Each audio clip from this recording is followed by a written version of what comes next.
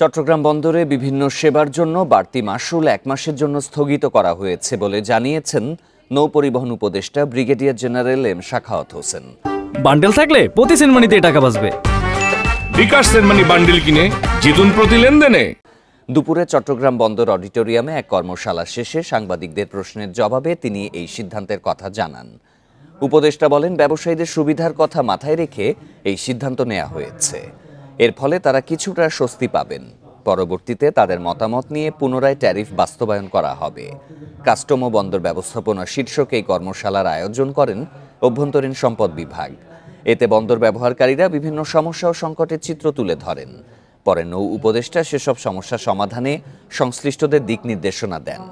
একই সাথে বন্দরের সক্ষমতা বাড়াতে সব পক্ষের সহযোগিতা কামনা করেন। ট্যারিফ নিয়ে প্রশ্ন হচ্ছে, আরও 1 মাস রিলিফ দেওয়া হচ্ছে। এটা চেয়ারম্যানের সাথে কথা হয়েছে।